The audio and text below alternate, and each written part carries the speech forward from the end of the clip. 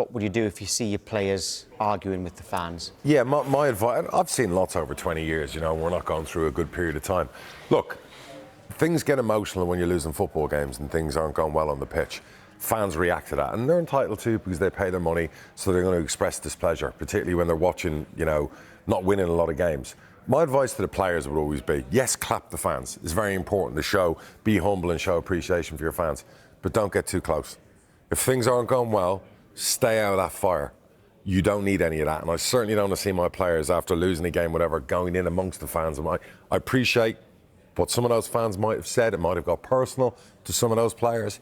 The club doesn't need it, you don't need it, our fan base doesn't really need it, because sometimes you want it to be you against the world, not you against each other.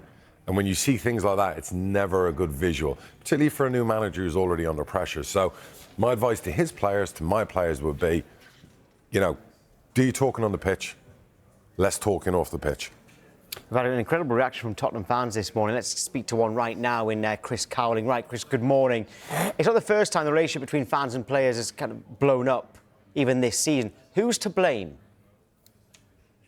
Dara, good morning to you. What a mess, first of all, that we're in at the moment. And I think it goes right from the very top, because we have had so many transfer windows that haven't been good enough. We have seen so many managers come into Tottenham Hotspur Football Club and not being backed in the right ways to give us real ambition on the pitch.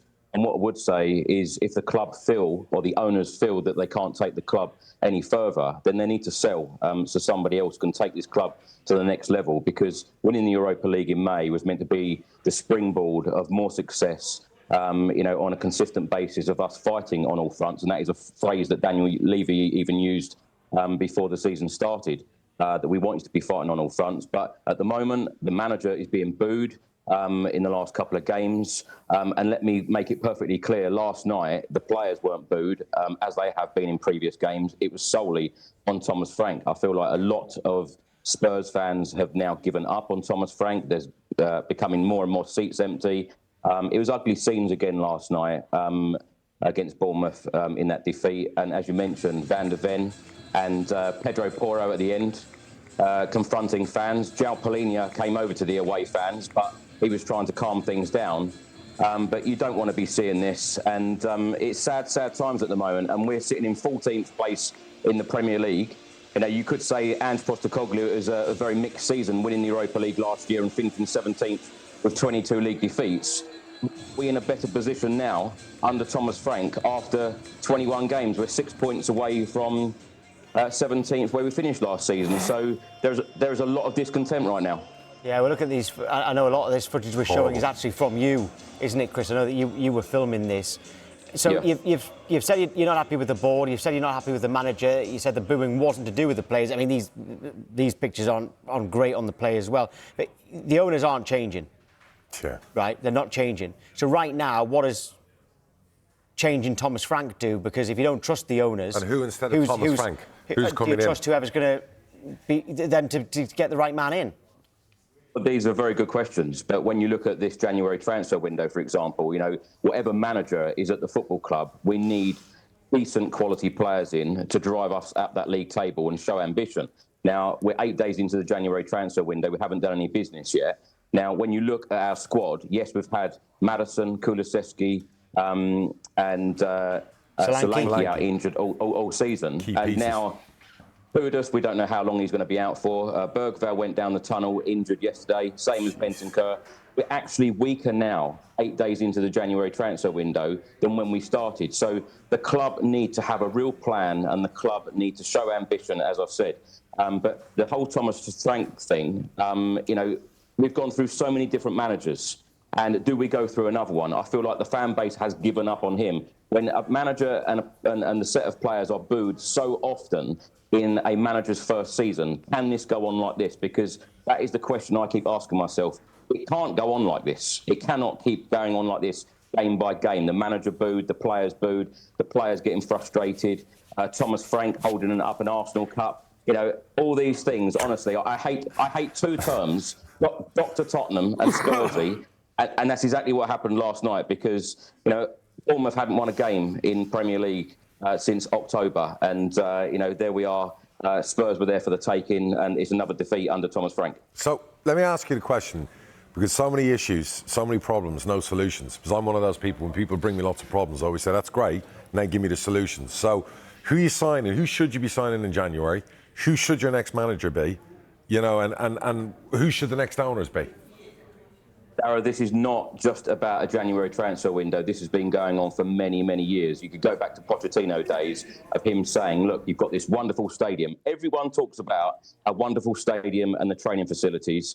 But Pochettino was very, very right in saying that, we've got a mansion, you need to put the furniture in it. You know, Antonio Conte, his very famous press conference, his last press conference as a Spurs boss. You know, Christian Romero's comments. We're hearing this again and again and again. Something needs to change dramatically. There has been so many changes at board level. There has been so many changes in the dugout. We've replaced players. Have the players been good enough? Has the recruitment been good enough in all of these years? No, it hasn't. Far from it. And, you know, the Spurs fans pay an awful lot of money, one of the highest ticket prices in the Premier League, and we should be seeing a lot better than we do.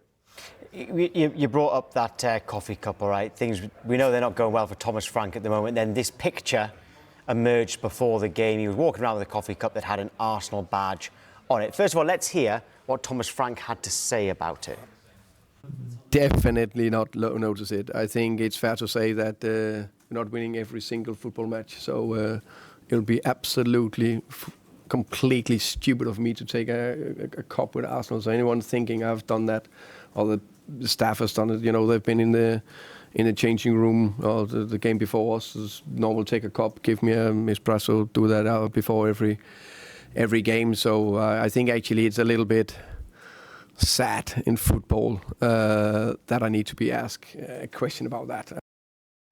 Chris, was that just another stick to beat him with? Chris, please tell him, I've been arguing this morning, this coffee cup nonsense, coffee cup gate is ludicrous. Can you imagine a reporter asking a Jurgen Klopp or whatever else about, you know, because somebody set him up and put something on a cup? I mean, this is crazy. I get he's not doing well, I get he's not popular. You know, this is a Premier League manager. You know, he didn't bring that cup in himself. Somebody obviously set him up like whatever else. These guys are busy before games. You know, I don't look at what's in every cup every time I grab a coffee. So I cannot believe we're even having this conversation. But go ahead, Chris.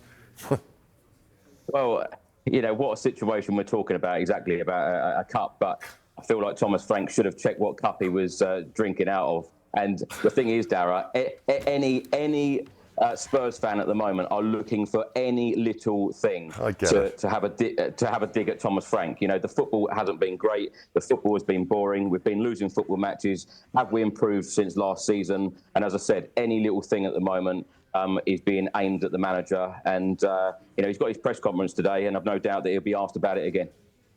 Yeah. I think he will be. I think he will be. Oh, my God, this is crazy. This is crazy. If he'd won 5-0 last night, you wouldn't have cared if he was wearing Arsenal pyjamas. But the thing is, Bournemouth had only just played Arsenal, so obviously Arsenal left their cups there. So I don't think anyone set him up. It was just one of those things where the cups were there. He's just taken a cup, but...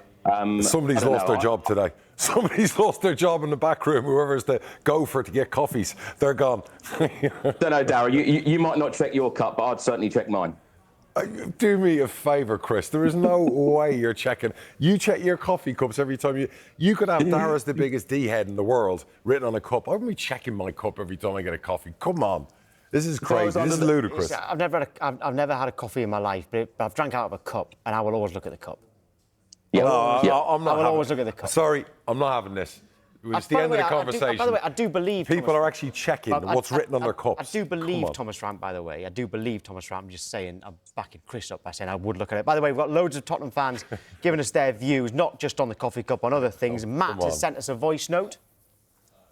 Enough is enough. The banners will be out. The protests will be there. The stadium is going to start to become empty. Enough is enough. We want our football club back.